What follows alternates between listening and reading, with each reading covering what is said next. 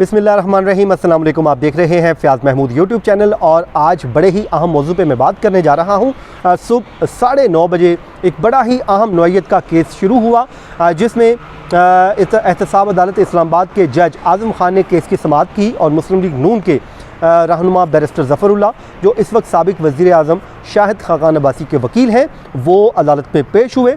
वहाँ पे मुल्ज़मान की अटेंडेंस लगाई गई तो शाहिद खाकान अब्बासी साहब की जानिब से बैरिस्टर ज़फ़रुल्लाह ने एक दरख्वास्त निकाली और वो थी इस्तिस्ना की दरख्वास्त, जिसमें उन्होंने कहा कि वो अमेरिका में मौजूद हैं और अपनी अज़ीज़ यानी कि बहन की एतमाददारी के लिए वो गए हैं और वफाकी काबीना ने उनका नाम ECL से निकाला और उनको बैरून मुल्क जाने की इजाज़त दी। अचानक नैब प्रोसिक्यूटर उस्मान मिर्ज़ा वो सामने आते हैं। उन्होंने उस दरख्वास्त पर एतराज़ आयद कर दिया और अगला ये कार्ड खेला कि इस दरख्वास्त को ना सिर्फ डिसमिस किया जाए बल्कि उनके वारंट गिरफ्तारी जारी करके नैब को इख्तियार दिया जाए कि उनके वारंट पे एग्जीक्यूट करे और नॉन बेलेबल वारंट होने की वजह से उनको अरेस्ट करे। वो अदालत को बताकर नहीं गए, ना ही उन्होंने नैब को बताया, बल्कि वफाकी काबीना के साथ मिल के उन्होंने ECL से नाम निकलवाया और बैरून मुल्क चल गए। ये मामला था कि जिस पे एहतसाब अदालत के जज आज़म ख़ान ने भी इस्तफसार किया कि वफाकी काबीना ने कैसे इजाज़त दे दी, ना ही कोर्ट को बताया ना ही नैब को बताया, हमें तो बताना चाहिए था। जिस पे बैरिस्टर ज़फ़रुल्लाह ने कहा कि इस हवाले से वफाकी काबीना को इख्तियार था, ECL से नाम निकालना और डालना उनका इख्तियार था।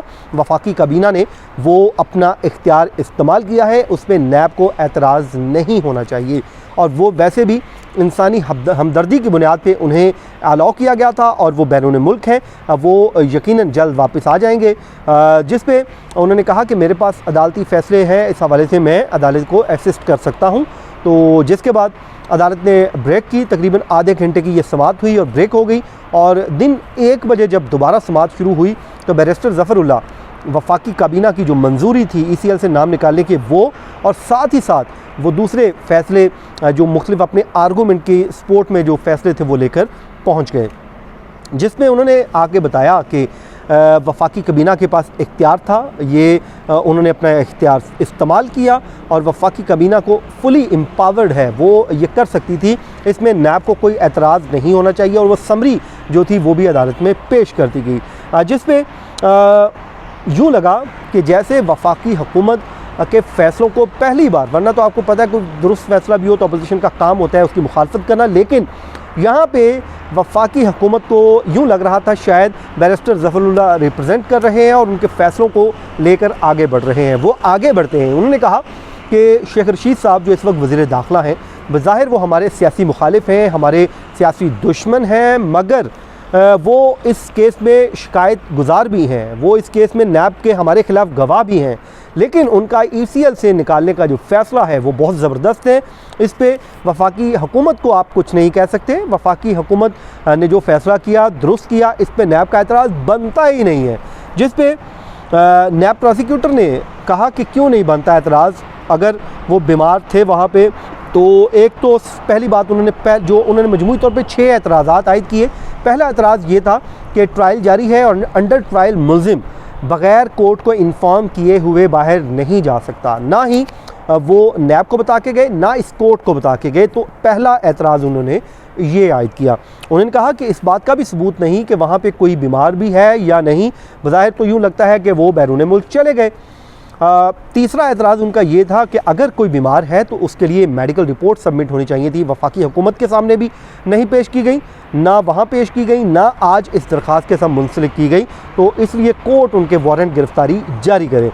यूँ आज हमें पहली बार लगा, आमतौर पर पहले ये होता था कि एक पेज पे हुकूमत और नैब के आर्गूमेंट्स हुआ करते थे, लेकिन आज वफाकी हुकूमत और PTI यानी कि नून लीग PTI की हुकूमत का दिफा करती हुई दिखाई दी, जबकि नैब और हुकूमत आमने सामने हमें दिखाई दिए।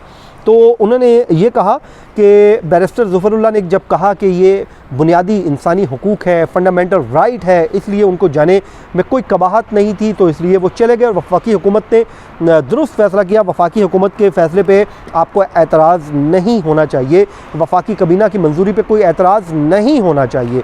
तो जिस पे नैब प्रोसिक्यूटर का कहना था कि फंडामेंटल राइट सिर्फ उनका मजरू नहीं हो रहा बल्कि उस आवाम का हो रहा है जो शाहिद अब्बासी साहब के उन गलत फ़ैसलों की रोशनी में 60 अरब रुपया अदा कर रहे हैं मुख्तलिफ़ यूटिलिटीज़ बिल में जो अलग क्या आ रहा है उसकी अदायगियों में जो बिल हमें ज़्यादा आ रहे हैं वो पब्लिक पे कर रही है, तो हमारा भी जो फंडामेंटल राइट है वो भी मजरू हो रहा है।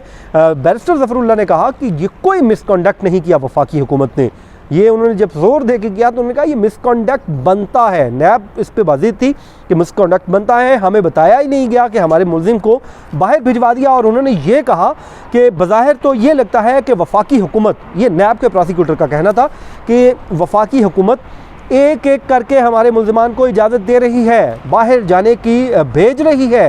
ये जब उन्होंने कहा तो बैरिस्टर ज़फ़रुल्लाह थोड़ा गुस्से में आ गए। उन्होंने कहा कि कोई मिसकंडक्ट नहीं बनता, वफाकी हुकूमत ने जो फ़ैसला किया दुरुस्त किया।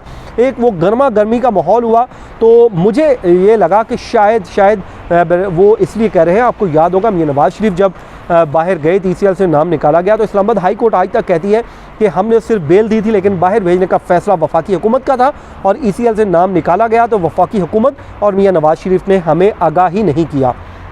तो जिसके बाद ये जो थे तकरीबन 6 पॉइंट थे, उनके एतराज़ात थे, तो अदालत ने इन तमाम एतराज़ात को मुस्तरद किया और उनका जो डिसीजन था, जो दरख्वास्त थी उसको अलाउ कर दिया और उनको ये दे दिया। अच्छा, बैरिस्टर ज़फ़रुल्लाह ने अपने आर्गूमेंट में एक और बड़ी ज़बरदस्त बात की जो हम हंसे भी, कि उन्होंने कहा कि देखें इमरान खान जो हैं वो साबिक वज़ीर-ए-आज़म शाहिद खाकान अब्बासी के बड़े कदरदान हैं। उन्होंने कहा कि क्योंकि वो टैक्स पेयर है, वो सबसे ज़्यादा टैक्स देते हैं, तो वफाकी इमरान खान ने उनको ख़त भी लिखा था, उनको सराहा भी था और उनको इनवाइट भी किया था कि आए में हम आपको अवार्ड देना चाहते हैं। तो वफाकी हुकूमत तो शाहिद खाकान अब्बासी की बड़ी कदरदान है, तो जिसमें हम सब हंस पड़े। और खैर अदालत ने उनके आर्गूमेंट थे वो सुने और गर्मा गर्मी का माहौल भी था, लेकिन अब अदालत ने एक मौका दिया है कि 15 जनवरी को हर सूरत शाहिद खाकान अब्बासी पेश हो जाए और जिसके बाद उनका जो ट्रायल है उसको आगे बढ़ाया जाए।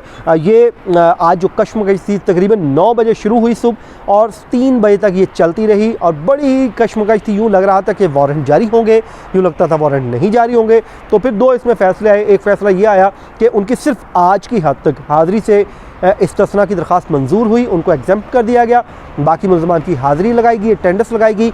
और शाहिद खाकान अब्बासी साहब के लिए ऑर्डर ये जारी हुआ कि भाईजान 15 जनवरी को आप पहुँचें और आकर पेश हों, वरना अब अगली हियरिंग पे अगर वो नहीं आते, वो इस तरह की कोई दरख्वास्त देते हैं तो जाहिर है नैब को एक वैलिड रीज़न मिल जाएगी उनके वारंट गिरफ़्तारी लेने के लिए।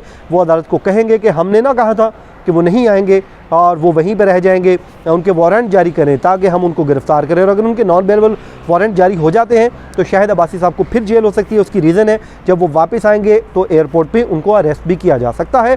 तो ये था जी आज की हमारी दरख्वास्त जिस पे हमने समाअत की। और इसमें मैं बता दूं कि मुनव्वर इकबाल दुगल साहब भी पेश हुए, ये मियां नवाज़ शरीफ के वकील रहे हैं। ये बैरिस्टर ज़फ़रुल्लाह के साथ आए और वफाकी कबीना के फ़ैसले की कॉपी भी पेश की गई और ECL से जो नाम निकाला गया था वो पूरी समरी भी पेश की गई और शेख रशीद की तारीफ़ें भी की गई बैरिस्टर ज़फ़रुल्लाह की जानिब से। तो ये था जी आज की हमारी हेयरिंग का हवाल। तो यकीन है आप हमेशा की तरह पसंद करेंगे तो सब्सक्राइब कर दीजिए, कमेंट कीजिए और मुझे दीजिए इजाज़त। अल्लाह हाफ़िज़।